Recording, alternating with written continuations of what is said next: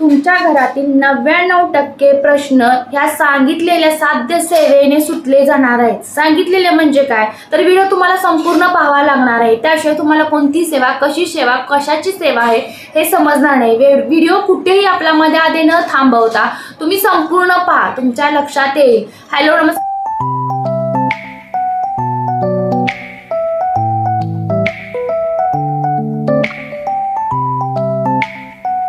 मी पूनम चव्हाण आपल्या स्वामींच्या family YouTube चॅनलवर तुम्हा सर्वांचे खूप खूप स्वामीमय स्वागत करत आहे।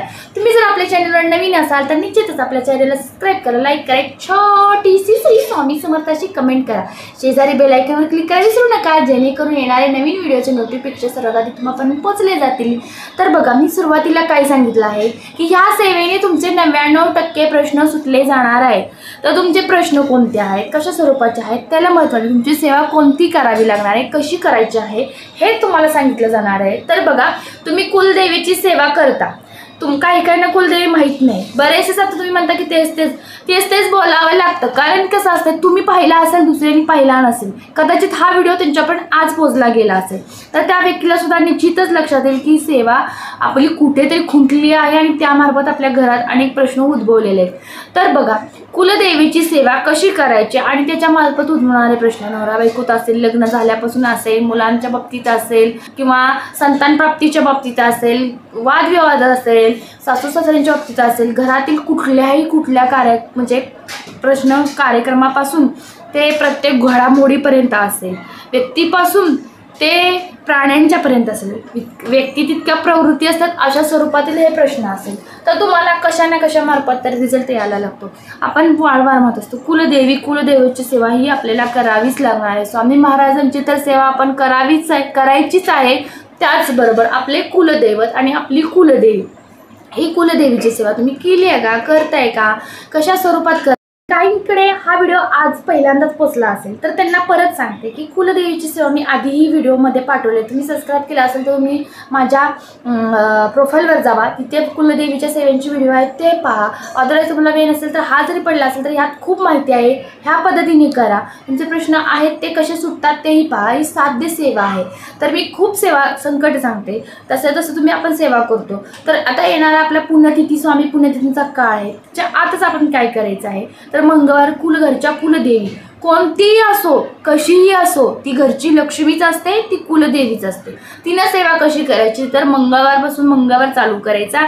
तुमची कुलदेवी कुठलीही असो, कुठली म्हणजे कुठली, 3.5 पीठापैकीच कुलदेवी असते, ग्रामदेवी म्हणजे कुलदेवी नाही। इथे एक बरेचसेच लोक चुकतात, ग्रामदेवीलाच आपली कुलदेवी म्हणतात, तर नाही, 3.5 पीठे आहेत, त्या पीठापैकीच एक आपली कुलदेवी आहे। ह्यातली कोणतीही असली तरी तुमची लक्ष्मी, रेणुका देवी, आई तुळजापूरची माता, ह्या तुमच्या देवी असल्या सप्तशृंगी, तर तुम्ही लक्षात ठेवायचं की आपली कुलदेवी यापैकी आहे, तर तिची सेवा कशी करायची। तर कुलदेवीची सेवा फक्त मंगळवारी आणि शुक्रवारी असते, परंतु आपल्याला मंगळवारच उपवास धरायचा आहे। कुलदेवीने मंगळवारी उपवास धरायचा, तिच्यावर खूप संकट आपल्यावर आले असं तिला सांगायचं, मंगळवारी मनोभावे तिची पूजा करायची, तिला अभिषेक घालायचा, तिला आपले संकट सांगायचे, तिची ओटी खणा नारळानं तुम्ही जर पौर्णिमेला भरायची। हे उपाय केलेत का मी पण आतापर्यंत सांगितलेले नाही, कारण आधी मूळ पाया व्यवस्थित करावा लागतो, मग पुढचा टप्प्याटप्प्याने त्या गोष्टी सांगायला लागतात।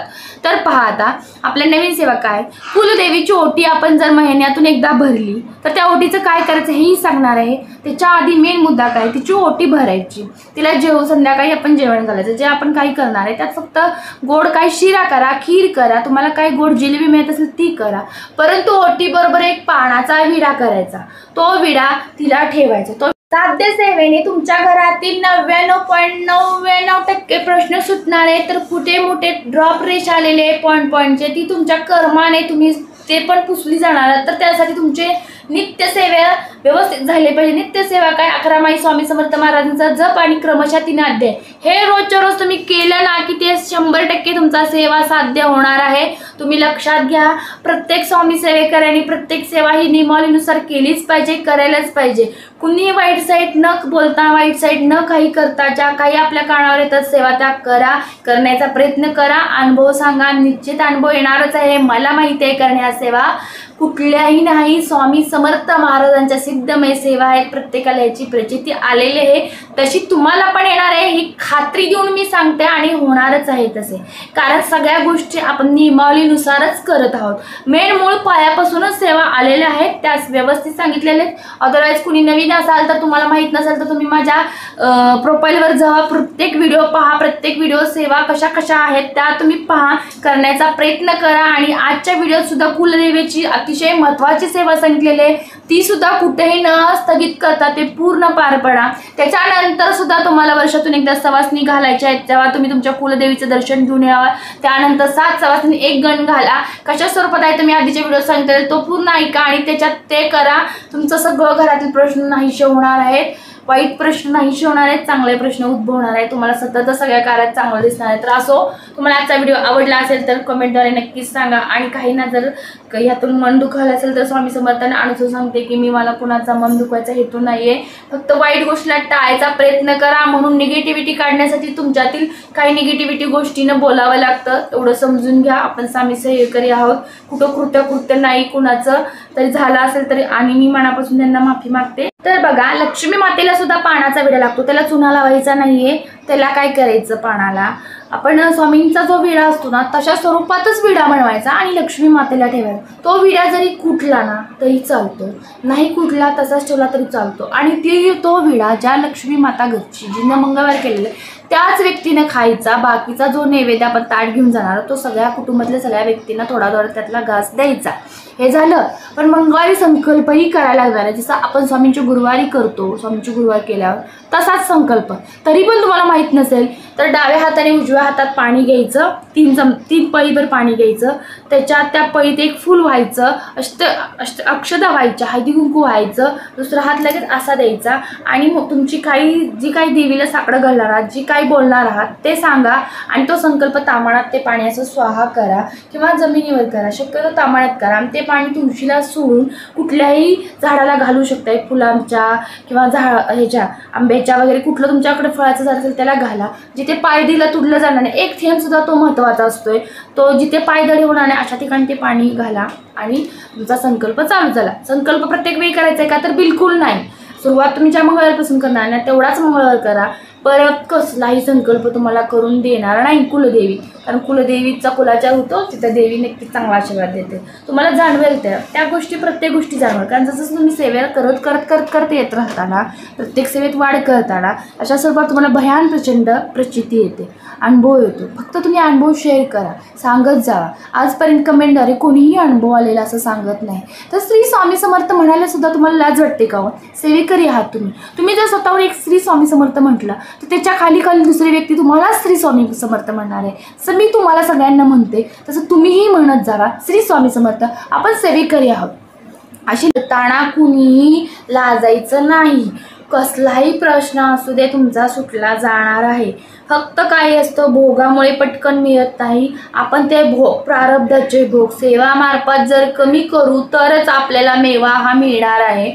तर तुम्हाला सांगितल्या प्रकारे तुमच्या देवीला काय लागतं ते घेऊन जावा, जसं कुटुंब वर्षातून एकदा आणि महिन्यातून तुम्ही पौर्णिमेला तिची ओटी भरणार. त्या ओटीचं काय करायचं तर तो नारळ असतो, तो दुसऱ्या दिवशी त्याचा गोड नैवेद्य करा. अदरवाईज नाही जमलं कामाच्या वेळेपासून तर फक्त घरच्या माणसानेच ते खोबरे साखर खडी साखर खावा आणि ते झंपरचं पीस घरच्या कुलदेवीने घरच्या जेवढ्या व्यक्ती असतील त्यांनी ते स्वतःसाठी वापरा, ब्लाऊज शिवा आणि घाला. आता तुम्ही म्हणाल काही लोक आम्ही ड्रेस घालतो, पण मग त्या पीसाचं काय करायचं, तसंच ठेवा पीस.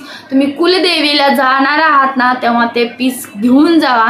तिथे तुम्हाला एखादी सवासीन कोणीही दिसेल तिला द्या. जर तिथं देवीच्या दारात कोणी नाही म्हणत नाही, कारण देवीपाशी गेलेलं पेक्षा कुठे ना कुठे पडण्यापेक्षा एखादी तुम्हाला सवासीन जर तिथं भेटली असेल तर समजायचं ती तुमची देवीच असेल आणि तिचा मानपान तो करा दुसरा नारळ घेऊन. बघा, खूप तोडगा सुंदर सोपा आहे. तुमचे किती साठणार, तुम्ही वर्षातून 12 पीसेस साठणार आहे तर तुम्ही ते 12 पीस घेऊन जावा. 12 नारळ तिथे घ्या आणि द्या. एखाद्याला द्यायची ताकद असली पाहिजे, किंवा तुम्हाला स्वतः ब्लाऊज शिवून घालायचं असला तरी घालू शकताय, किंवा देवीच्या दारात जाऊन ते ब्लाऊज पीस देऊन एखाद्या सवासीनच म्हणजे महत्त्वाचे आहे. कारण नाही कुठली व्यक्ती दिसू दे, कोणतीही व्यक्ती दिसू दे, तिला ते द्या, ती कायमस्वरूपी सवासीन असते. तुमचा मानण्याचा फक्त मनाचा मोठेपणा दाखवा. कुठल्याही रूपात आई भगवद्गीता तिथे उभे राहिली जाते, तो करा. ह्या गोष्टीतून तुम्ही सांगण्याचा आहे, तू कोणाच्या भावना दुखवण्याचा नाहीये. पण सेवेकरी आहोत, श्री स्वामी समर्थ म्हणायला आपल्याला किती वेळचा लागतो? 1 सेकंद असतोय. तुम्हाला जर टाईप करता येत असेल तर शेजारी माईक असतो, त्या माईकवर टच करा आणि श्री स्वामी समर्थ म्हणा. सेम पडते, ते प्रोसेस खूप छान आहे. त्यातून एक मंत्र जपाचं बटन होते, दुसऱ्या मार्फत श्री स्वामी समर्थ आपण हाय हॅलो फोन करताना असं बोलतो किंवा एखाद्याला उच्चार करतो. तसं जी कोणी व्यक्ती जे व्हिडिओ बघेल त्याच्यापर्यंत तुमचे श्री स्वामी समर्थ पोचले जाणार आहेत. म्हणजेच काय, एक सेवा हातून घडते. तसंच कुलदेवीच्या सेवेत महत्त्वाच्या विद्यावर येते मी, कारण विषयांतर बरेच होतं. तुम्हाला जर व्हिडिओ मोठा वाटत असेल तरी पण काही गोष्टीचं महत्त्व असतं. जेवढं महत्त्व असतं तेवढं प्राधान्य असतं आणि ते प्राधान्य तुम्ही घ्यायला शिका. कुणीतरी द्यायला आलेलं असते, तुम्ही मागं सोडू नका.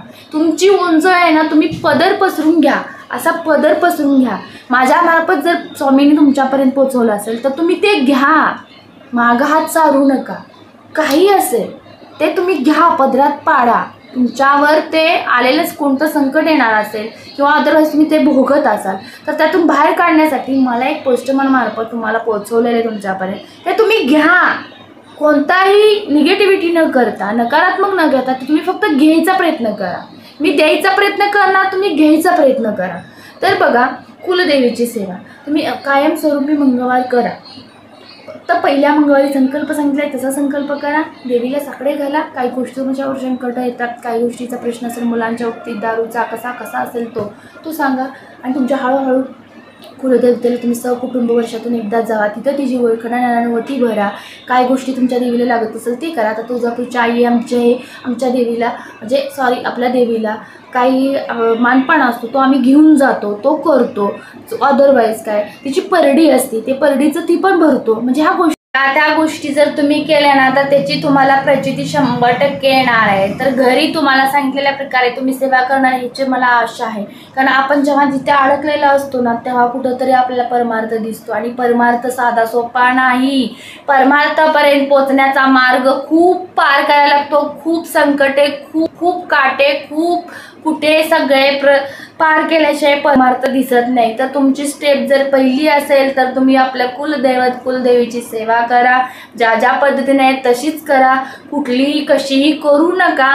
काही ना काहीतरी प्रत्येक देवाची नियमावली असते, त्या नियमावलीनुसार करा. तुम्हाला त्याचा प्रचंड लाभ होणार आहे. तर अदरवाईज तुम्हालाच नाही, सगळ्या घरातल्या फॅमिली मेंबरला लाभ होणार आहे. तर तुम्ही त्या गोष्टी संपूर्ण करा. पुढं सुद्धा व्हिडिओ येणार, बरेचसेच येणार आहेत कुलदेवीचे. जसजसे तुम्हाला प्रचिती मिळेल तसतसं तुम्ही अनेक टप्प्यानं काही गोष्टी करत राहिला तर तुमच्या घरात हळूहळू देवी आध्यात्मिक मार्ग लागेल. आध्यात्मिक मार्ग जसा घरगुरती पसरेल तशा सगळ्या गोष्टी ऑटोमॅटिक नष्ट होतात. वाईट गोष्टी नष्ट होतात, चांगल्या गोष्टी कायमस्वरूपी घरात राहतात. आपल्याबरोबर जाताना सुद्धा येणार आहेत चांगल्या गोष्टी. वाईट गोष्टीचा नाश यातूनच करायचा. तर कुलदेवीची सेवा संपूर्ण लक्षात आली असेल. त्याच्याबरोबरच प्रश्न आपल्या केंद्रातील असतात तेही तुम्हाला लक्षात आले असेल. स्वामींचा जन्मकाळ, पुण्यतिथीचा काळ येत आहे, सेवेकरी आणि सेवेचा काळ येत आहे. आपल्यासाठी दिवाळी येत आहे. कुणीही सेवा चुकवू नका. जितक्या होता येईल तितक्या सेवा करा. दुर्गा सप्तशतीचे ललिता सहस्त्रनामावली, खंडोबा मल्हार सप्तशतीचे पठण करा. सारामृतचे पारायण करा. नित्यसेवेतले मंत्र जपा. कालभैरव अष्टकाचे पठण करा. खूप घेण्यासारखं आहे तेवढं करा. आणि येणारे तुमच्यावर संकट असेल, कलीचा काळयोग असेल तो पूर्णपणे नष्ट करा. प्रत्येकाला जाणवत असेल बघा, घरात इतक्या दिवस काही संकट नव्हते ना अचानक कुठून यायला लागले. कलीचं युग आहे, कलीचं युग चालू झालेलं आहे. त्यातून